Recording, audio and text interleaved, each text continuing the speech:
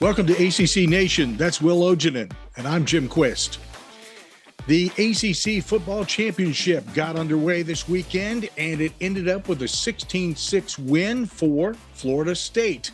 We'll talk a little more about that in a moment, along with all the bowl games that are set up and some other NCAA sports which are underway.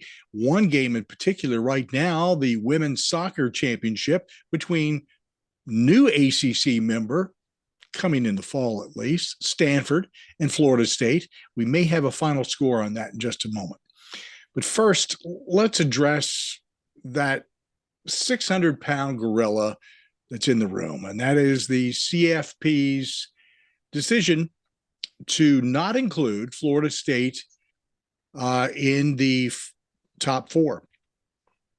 So my initial reaction probably was a lot like most people, especially FSU fans. I had some choice words. And I thought, give yourself a couple days to think about this. And I have. And I've processed a lot of information. A lot. One of the things in life that you will find is that we encounter disappointments along the way. A lot of them. Some of them are wake-up calls. One that's coming up pretty soon is what happens when you as a kid realize that somebody doesn't come down the chimney. The dawning of that awareness upon us should be something that needs to hit us all with the reality that college football is, and has not been for some time, just a fun thing to do. And, it's all fair and blah, blah. It's a business. And the reality is that business is not fair. It's about power, money, often greed.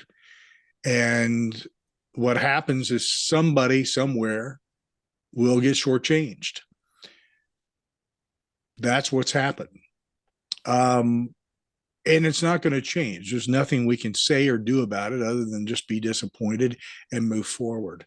One of the things that I like to always say is that look forward rather than backward. Don't stay in the same spot. Don't dwell on something. The best thing I think for people to do is to say, payback is hell and karma's a bitch. And with that thought in mind, just start pounding the crap out of everybody in the SEC from now on. When you have that opportunity, don't take your foot off the pedal. Run up scores. Start showing people that you're serious about football. That's one way.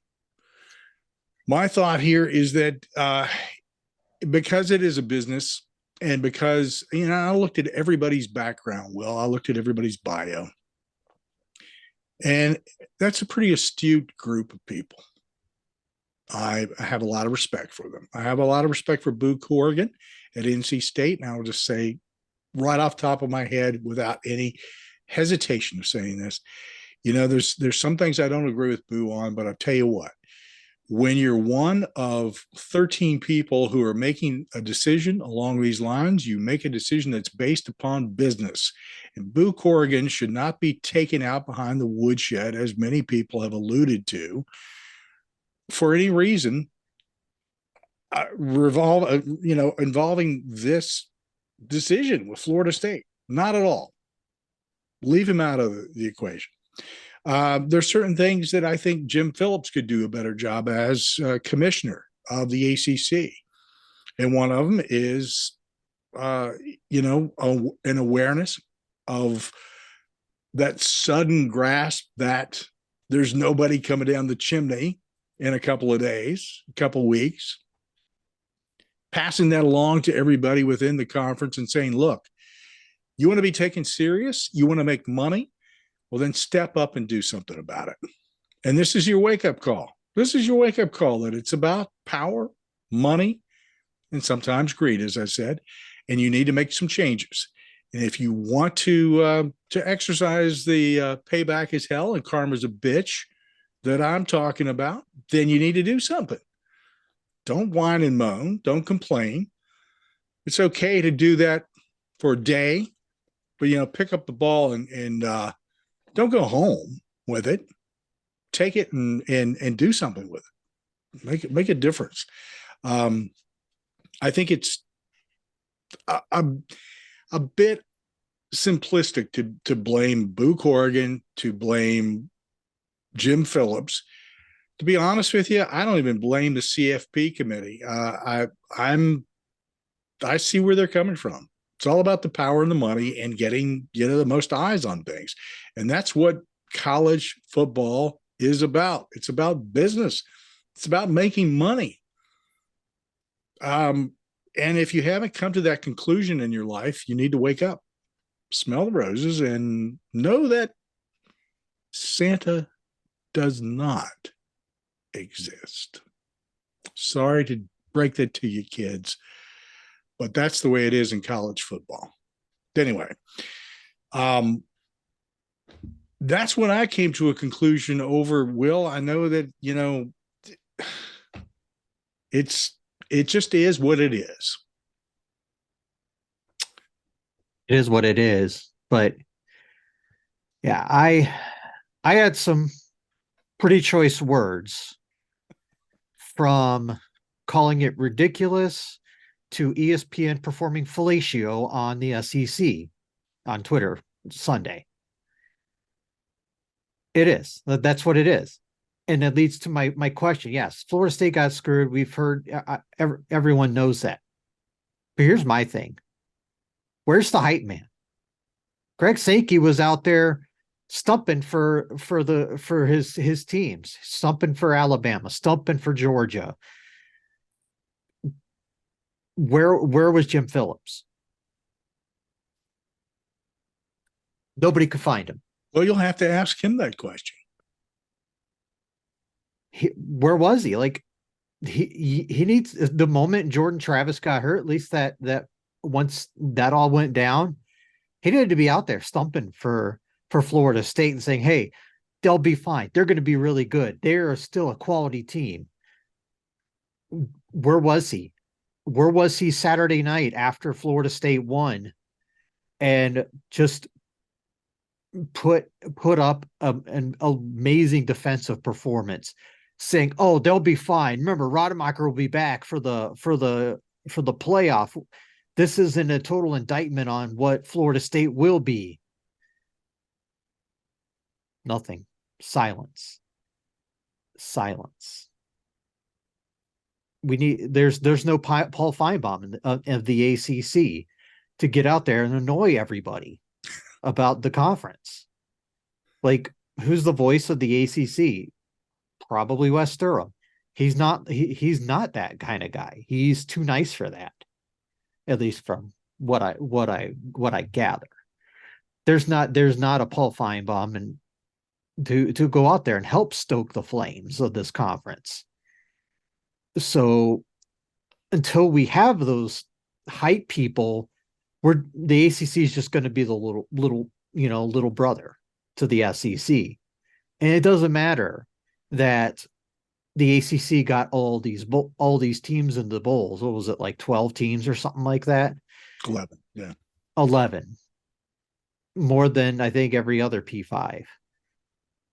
None of that matters unless we hype it up. It's hyped up that way.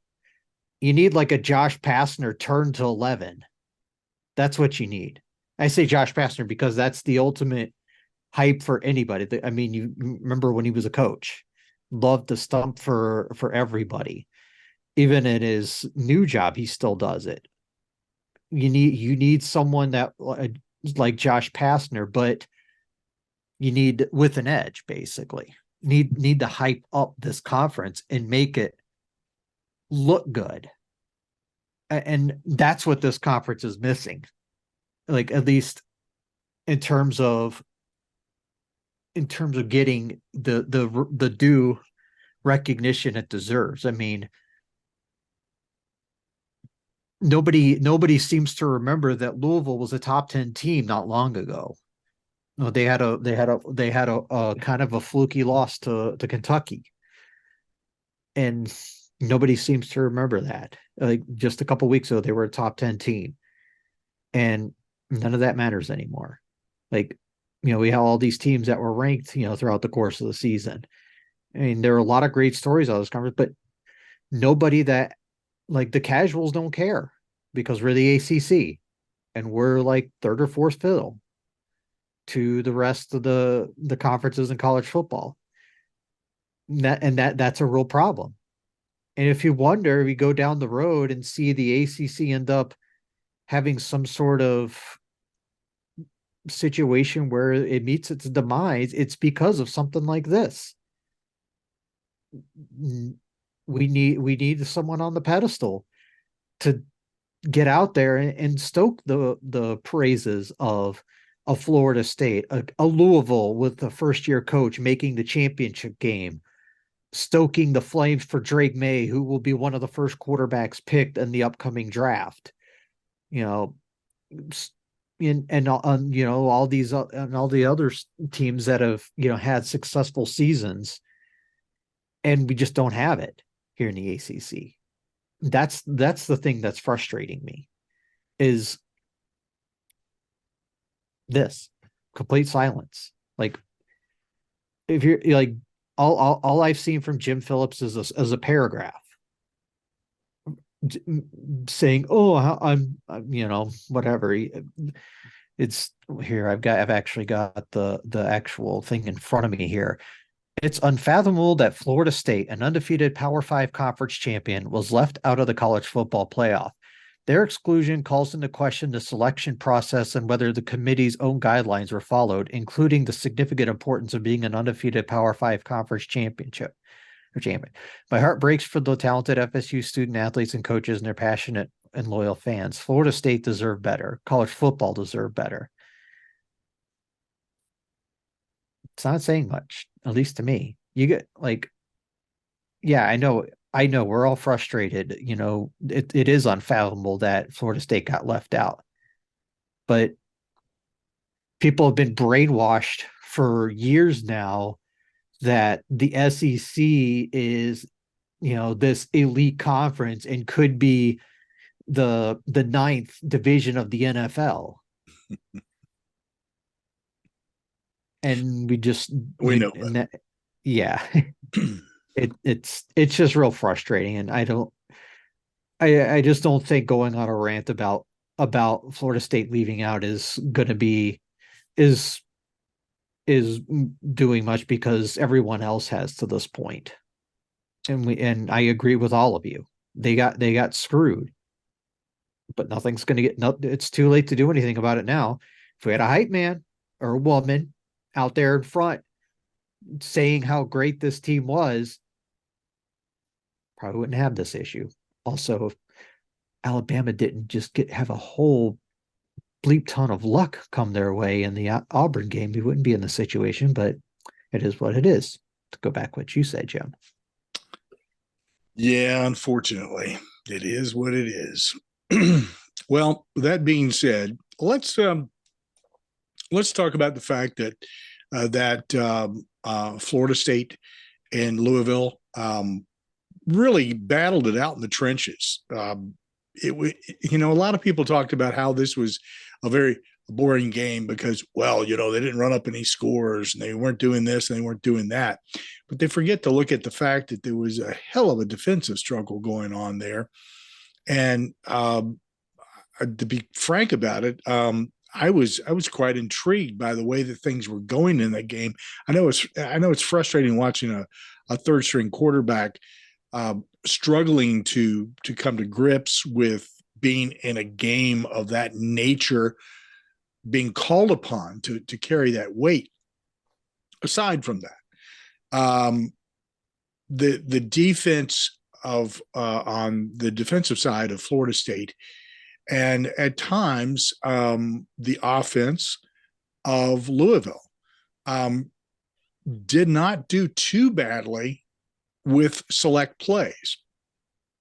it was a battle, and it was exactly what everybody anticipated it to be. Though I think most people were saying, because of the way it looked on paper, the way that we've observed them all year, there was going to be a 3-point game. And at one point, it was pretty close to being just that, a 3-point game. But 16-6 final score, and Florida State, ACC Football Championship. They have returned to that position within the conference. It's something they haven't seen for a while, and congratulations to all of the men and women who make that happen. The players, the coaches, the support staff. Great job by both teams. And Jeff Brom over on Louisville and all of those folks. Another great effort. Put together a heck of a team and a heck of a run. Look for both of these teams to be in similar positions next year, and a lot of exciting football to come your way. Yeah, you were 100% right that this was a good defensive battle. I had talked about it when I was going on earlier. Just that was one of the most impressive defensive performances I've seen from any team in a situation like that in a while. I mean, Louisville was at full song. They had everybody healthy and managed 188 yards of offense. And they had a few plays that they broke out, a couple of big plays, but other than that, they had no time to do anything because that defensive line of Verse, Fisk, players like that, they were just constantly in the backfield. Just they had 7 sacks in this game, and that's pretty damn impressive. Because remember, we were talking about when we talked to Jeremy previewing the game last week from the Louisville side, talking about why they've had so much success in the running game, and he attributed to the offensive line. They look like 5 turnstiles out there against Florida State because that line just got dominated. Right. And you talk about it the other way, yeah. Now, Louisville had one of the best run defenses in all the ACC, and the fact that, and I thought this was one of the reasons I thought it was going to be a closer than expected game, because you're starting a third string, at least a backup. We didn't know at the time it was going to be a third stringer against the best run defense in the ACC in terms of yards per game, and they still, Toafili broke out a 73-yard run, but other than that, Florida State didn't get a whole lot. I mean, their run total, 164 yards, is skewed by, almost half of it coming on one play. Right. But it goes to show, Louisville's defense is legit. But again, obviously it wasn't enough because Brock Glenn had his first start of his career in a big spot, and he looked like a bit of a deer in the headlights at times, and it ultimately cost him. And like I said, I'm gutted for the kids as well. I was going to say, Jim, did you see the tweet from friend of the show Mike Barber about ranking FSU number 1 if they win? Yes, I did. Yeah, I saw. I didn't see it. I saw it through Reddit CFB, where he said, Mike Barber said to somebody that if Florida State wins the bowl game, that he's going to rank them number 1 postseason. And good on you, Mike. I mean, we need, like I said, the ACC needs some hype people, and do it, Mike. I would if they could do it. And you never know, because Georgia's got a bunch of people that are probably gonna bail on the game anyways.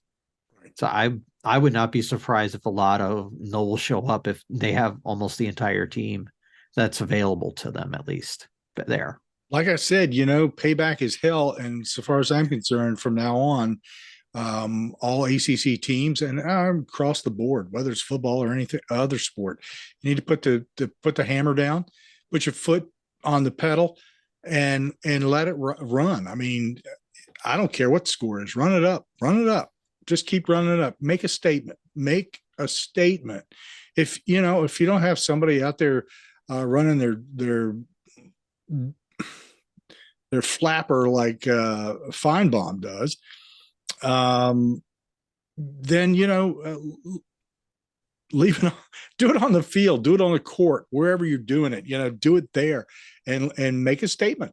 I'm all for that, and I'm usually, just from a coaching standpoint, I am typically the person who does not do that. But in this particular instance, I think you need to make a loud statement, and that's one way of doing it. Everything is behind us now. You go forward. Everything that you do from here on out is with the pure intent of sending a clear-cut message to everybody that was involved in this, that you feel did you wrong. So I hope you're listening to this. Honestly, everybody out there, coaches and all, screw it. I'm just saying, put the hammer down, put it down. Everybody, anybody, and everybody. Let's go down all these bowl games, because it's an opportunity for some of these teams to do just that. And some of them are not going to come out of this a winner. I can already tell just by looking at some of these matchups. The Boca Raton Bowl is December 21st, and that's Syracuse and USF. I don't know where USF is this year, but they've always been one of these teams that you just have to watch carefully.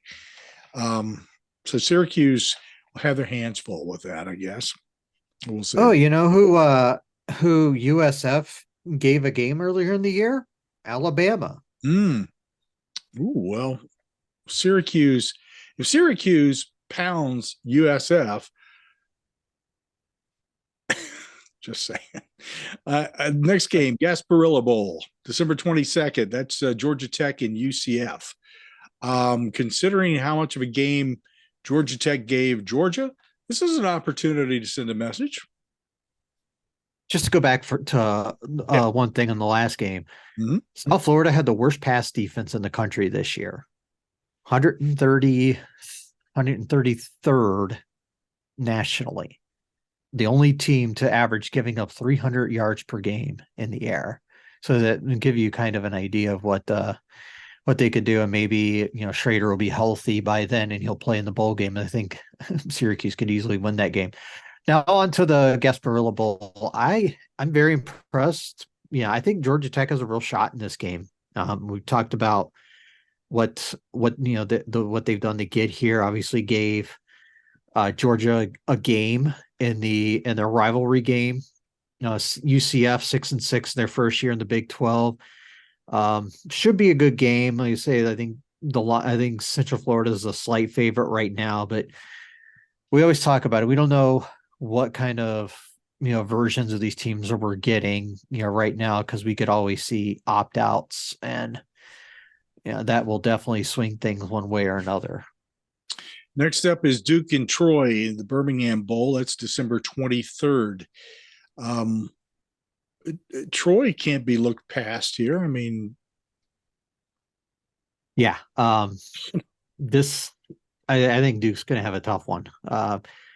We talk about like some of the best G5 leagues. The Sun Belt, where Troy is one of the best overall. I mean, Troy just won their conference, winning 11 games. We're having a real impressive season. Obviously, Duke has got to be going through it a little bit in this game. Obviously, Mike Elko's gone to A&M. Riley Leonard's in the transfer portal. They've lost some other people to the portal. They're just kind of a shell of themselves in this game, and I think Troy wins. Virginia Tech and Tulane in the Military Bowl on December 27th. We've got several games on the 27th, by the way.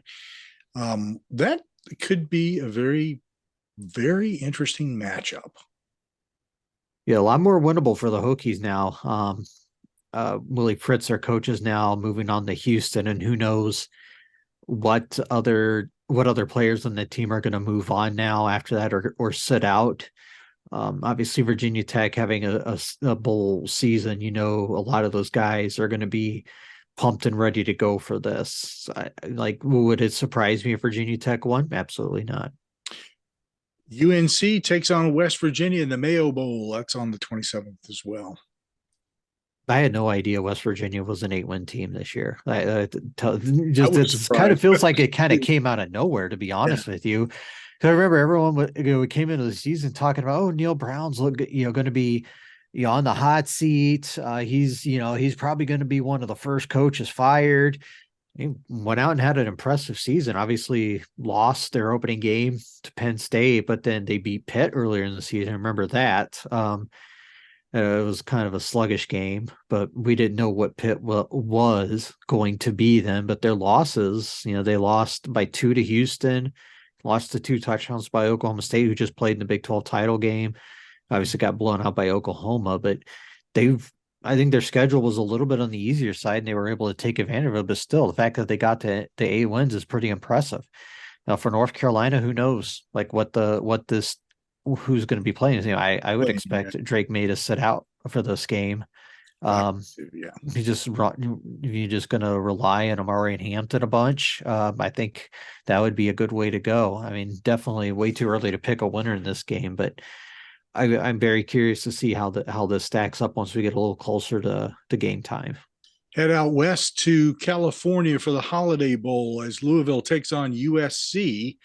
That's also on the 27th. That's an interesting matchup, and it's also an opportunity for Louisville to do a couple of things, to make a statement and to do some heavy recruiting out west.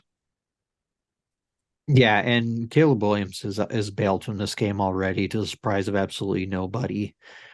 He's not going to play in this game. Louisville, like I said, 10-3 season, this is a pretty solid bowl game right here, getting to play Petco Park in San Diego. This should be an interesting venue for a bowl game.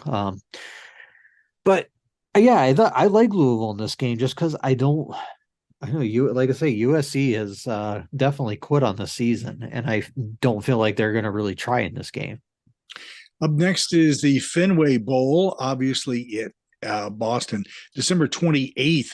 And that's where Boston College is taking on SMU. So 2 ACC teams, actually AAC and ACC. But, we'll get to see a little bit of a preview of what to expect next year from SMU as they come on board the ACC. Yeah, big season for the Mustangs. They went 11-2. Ended up in the rankings at number 24. Just taking a glance, they lost 28-11 to Oklahoma, which understandable loss. Oklahoma was good this year, and then lost 34-17 to TCU, which is a bit of a head scratcher because TCU was not that good this year. But they did some pretty impressive things offensively outside of that. I mean, some of their American Conference games. I mean, 69 against Tulsa, 55 to Temple, 59 to Navy, for example. This team could definitely put up points, but they also they beat Tulane in the championship game without their starting quarterback. So, hey, this is a good team and one I would definitely not take lightly. I know their starting quarterback's out for this game too, for the bowl game. So it'd be interesting to see. And again, Boston College kind of got to the end of the season, and once they got bowl eligible, just lost the final 3 games, and who knows what to expect from Boston College. I think there were some decent points of this season, but like I say, the fact that they got to a bowl, I think, is impressive. But again, if you're a Boston College fan, you expect more, and I wonder if Hafley is going to be one of those hot seat candidates going into 2024. Miami and Rutgers are up next in New York at the Pinstripe Bowl. That's on the 28th. Yeah, again, another one. It's hard to say. Tyler Van Dyke's in the transfer portal. Who knows? And I think it was Emory Williams. I can't remember who that was their running quarterback. I think is going to start for Miami in the game, but I think I do like Miami in this game. Rutgers has a pretty solid defense, but I think Miami's just going to run the ball a bunch and play Cristo ball, I guess you could say. NC State versus K-State, and I call it the Toaster Bowl. That's on December the 28th. It's Pop-Tarts. I just have been staying away from uh, saying who the sponsor is on all these bowls so far, but I have to give in to that one. Yeah. Yeah, this one's actually going to be a fascinating game. NC State really came on as the season went on. You know, their defense really took a huge step forward. Plus, the offense kind of figured out what they were doing a little bit, especially when you would just give the ball to Concepcion, which, you know, if I had him on my team, I would do the same. Now, K-State's quarterback Will Howard entered the transfer portal on Monday as we are recording this. So they'll be down him. So maybe this is one where I might lean State. Obviously we don't know who's gonna be available for them in this game, but I think I might lean State in this. Clemson versus Kentucky. That's the Gator Bowl. That's on the 29th. Yeah. Clemson coming through, finishing up with an 8-win season. You know, still, you know, obviously offense struggled a lot. Defense played a little better as the season went on. Kentucky 7-5, they were up and down all season. Obviously, beat Louisville in the rivalry game. Got a little lucky, but I think Clemson wins this one. Notre Dame takes on Oregon State, and that's in the Sun Bowl on the 29th. And before everybody goes, oh, an ACC team. Well, it just so happens, and part of their agreement with the ACC and playing 5 games a year, they also get involved in the bowl sharing. So there you go. That's why we mentioned them. Yeah. Interesting matchup here. 2 top 20 teams, and I don't really know what to think of this. I mean, this is a spot where I think Notre Dame could easily win if they have all the right people available for this game. And these just got announced on Sunday, so we don't know who's in, who's out yet. But if the players that we think are going to be there, then I think Notre Dame should handle them. And then Florida State versus Georgia. That's the Orange Bowl on December 30th. Again, just as Will mentioned, we don't know who's in, we don't know who's out. So, yeah, there's a lot to think about in this game. And Florida, like I've got the spread in front of me here, and they have Georgia as a 2-touchdown favorite, and that seems like a lot of points for a team that we just don't know who's going to play. Is Brock Bowers their top target going to play? Is he going to sit out because he's been so banged up this season? It's hard, who knows? I think Florida State, if they put all the effort, they're going to be real fired up for this game. So if we're sitting here, recording in early 2024, and we talk about Florida State winning the Orange Bowl, wouldn't surprise me a bit. Wouldn't surprise me either. I will ask that you check on that NCAA Women's Soccer Championship between Stanford and FSU, because we should be getting pretty close toward the end of the game, and I'm not sure. I think it started at 6. So you can keep talking. I will look it up for you while I have a minute. NCAA volleyball 3rd round action on Thursday, December the 7th. It's Nebraska taking on Georgia Tech, Louisville versus Creighton, and Pitt versus Washington State. In NCAA men's soccer, the semis, it's Notre Dame versus Oregon State. Boy, that's kind of ironic, isn't it? And West Virginia versus Clemson. So those are some of the NCAA postseason actions that are going on. A lot of changes going on in the AP men's and women's basketball polls. Teams losing left and right. Now, that's not unusual. It's that time of season especially when you get in between the holidays, you start running into some of this. My mind is someplace else, losing games sort of thing.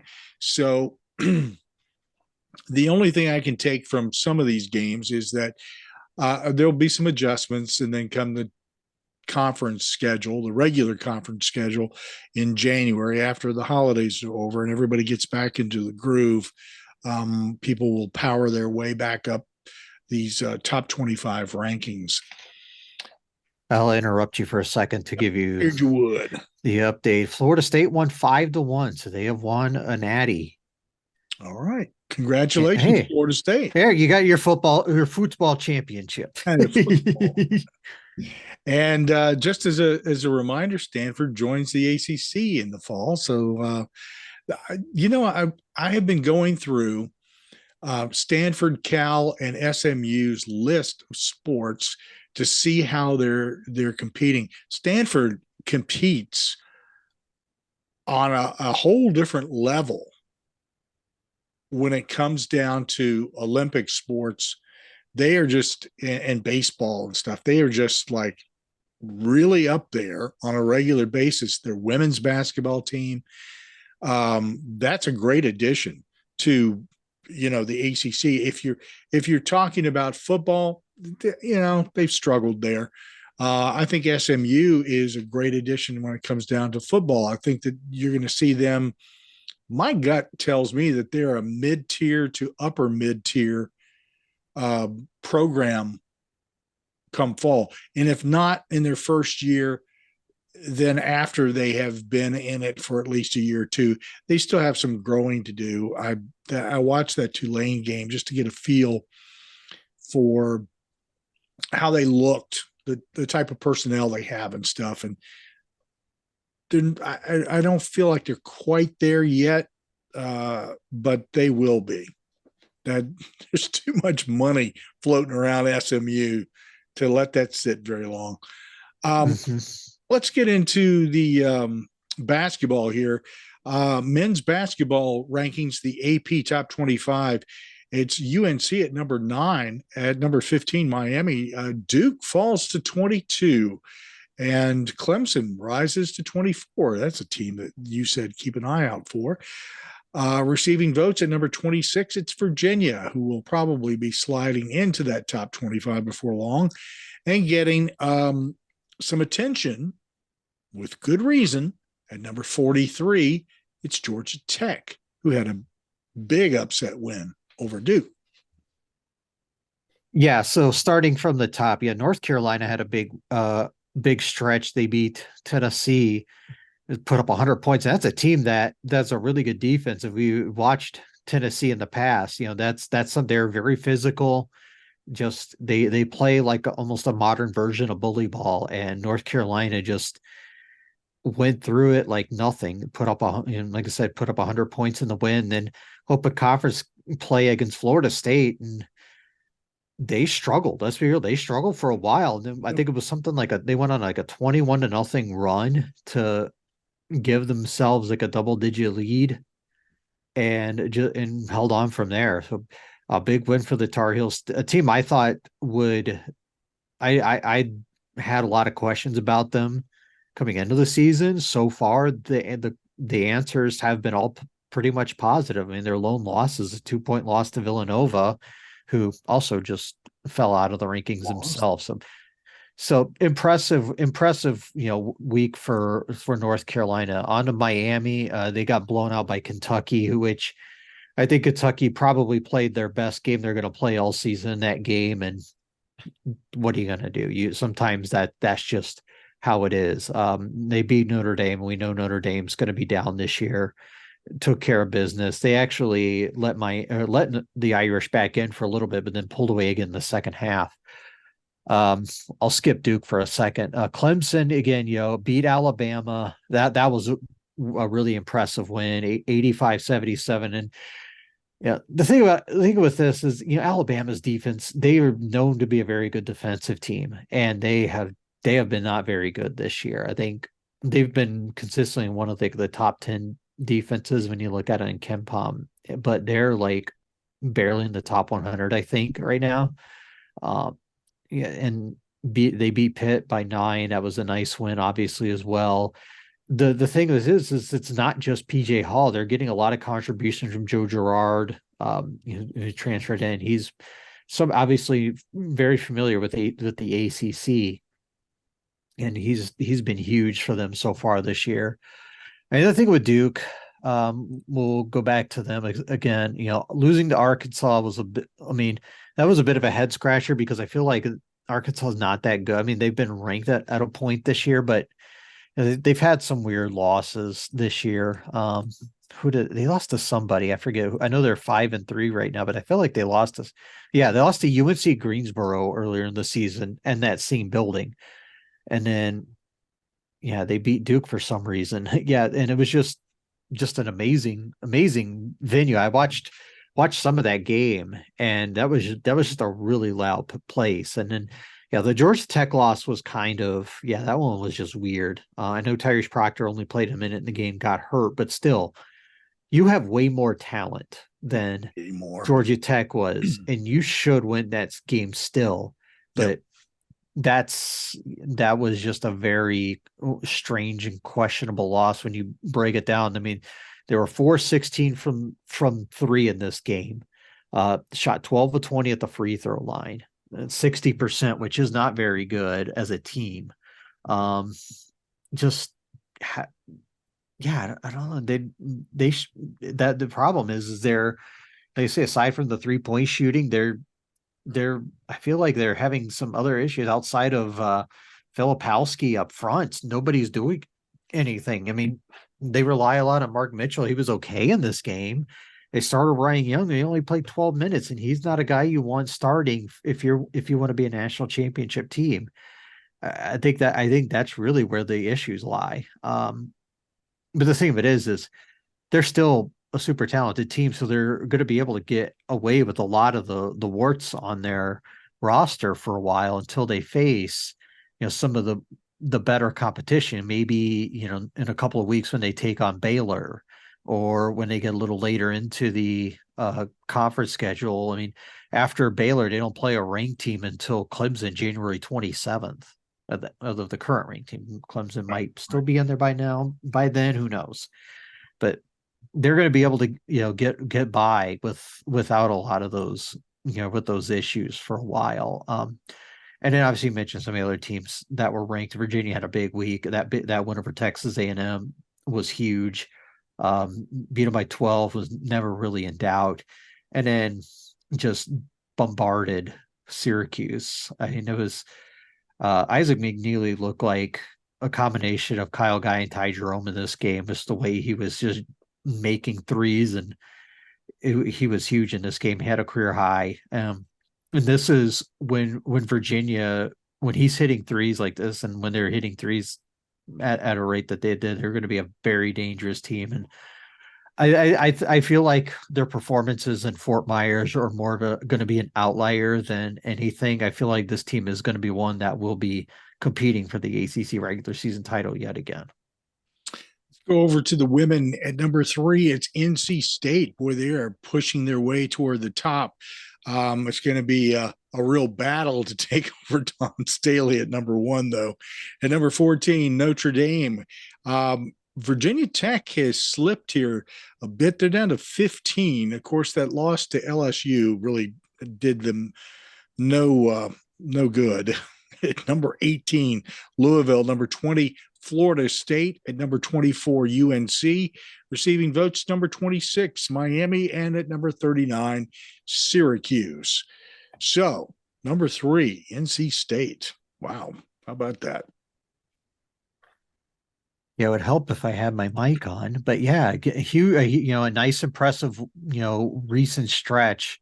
Obviously, beat Vanderbilt in the challenge, but going backwards, they're currently sitting at 9-0, have wins over UConn. Who I saw the stat today that UConn they fell to 17 in the rankings. Yeah. I can't remember would I help if I was looking at the right screen? They fell to 17 in the rankings. That's the lowest they've been in like 40 years or something like that, or 30 years. It's been amazing. But yeah, State has just been taking care of business all through. Obviously a couple of impressive wins, like I mentioned, beat UConn, beat Colorado. Notre Dame, again, they beat Tennessee in a close one in the challenge. That was a very competitive game. We saw what we've seen throughout the season, what they can do. Obviously, that opening loss to South Carolina notwithstanding, they're still a really good team. Put 5 players in double figures in that game against Tennessee. Shot even though they won that game, even though they went 0-9 from 3. I think that says a lot about what this team can do. Yes. Yeah, Virginia Tech, that, it feels like I don't feel like they should have fallen as much as they did. Um, you lose by 18 to LSU, who did get Angel Reese back in this game. She was mysteriously out. But again, Tech had its 2 best players play well in this game, and Georgia Amori and Elizabeth Kitley. They combined for 41 of Virginia Tech's 64 points. They're doing their job at least. Again, Louisville beat Ole Miss. Nice win. Ole Miss was ranked in the top 20 in their game going into the challenge. Just again, nice win. They only shot 6 threes in this game. I know that they don't shoot the 3 on the women's level that they did doing the men's side, but I think the one thing that stands out from this game is Louisville went 25 of 36 at the free throw line. Yeah, when you get to the free throw line that much, you stand a good shot of winning, especially when your opposition shot 46% from the free throw line. Usually free throws determine a lot of the outcomes in their games, and I think that one had a little bit to do with it there. Now Florida State, yeah, they dropped 5 spots. They lost a couple. They lost by 12 to Stanford, and then lost by 13 to Arkansas, sitting at 6-2 on the season, but they still have a win over Tennessee, which is real impressive. I'm not too terribly concerned with them right now. They even rebounded with a nice win in their next game, and in Carolina doing, they're still in it, even though they've lost 3 in a row, but they did give South Carolina a game in the challenge. 65-58 was the final in that game. So I'm sure a lot of that's probably why they're still hanging out in the rankings, because not many teams have been able to say they gave South Carolina a game so far this season. And yeah, that was a tough game. They shot 31% from the field in that game and still had a shot to win. So that shows just how competitive they were in this game. Indeed. Yep. And again, Miami at 26 and Syracuse at 39. Both those teams not looking too bad. I mean, there's some ups and downs going on there as well, but doing okay. Yeah, definitely. I mean, you can't follow me. Miami is still doing really well. Let me pull up their schedule here while we're talking. I mean, they are 7-0. Little surprised that they didn't get ranked, but they just haven't had the big win. I mean, they beat Mississippi State in the challenge 74-68. That was nice. Obviously I think they have a real shot of being in it next week if they could just keep doing what they're doing. Yeah, should do the trick. Hey, coming up, we're going to have our friend Jason Camarello of Big Underdog Bracketology joining us. That is on the next episode, and we're going to be talking about, obviously, NCAA men's basketball bracketology. Jason just posted, he sent me a note. He said, I just posted my updated bracket. So, and he said, I got something new to talk about. Said, I'm just thinking, you always got something new to talk about, my man. Always. Yep. So Jason joins us. Make sure you check out him on X. And his website as well. It's Big Underdog Bracketology. He's a good follow, and he's very, very good with the way he lays out his brackets, and very informed about what's going on. That's why we like having him to come join us. So that's on the next episode. Yeah, he's really good. We've had him on a few times, and he he is a really good bracketologist. We talk, I can't remember the site off the top of my head, but there was one that ranks all the different bracketologists, and he's consistently in the top, in the top, 10 or so. Yep. Shows you just how good he is. Yeah, he is a sharp guy. A lot of fun to talk to as well. So, all right, that's a look at what's going on sports-wise across the Atlantic Coast Conference. And we encourage you to follow us on, if you want to listen to us on podcast, just go to our site, accnation.net. And there is a spot there that you can click on. We have at least 14 or 15 ways in which you can listen to us and have the most recent podcast sent directly to you or be downloaded automatically.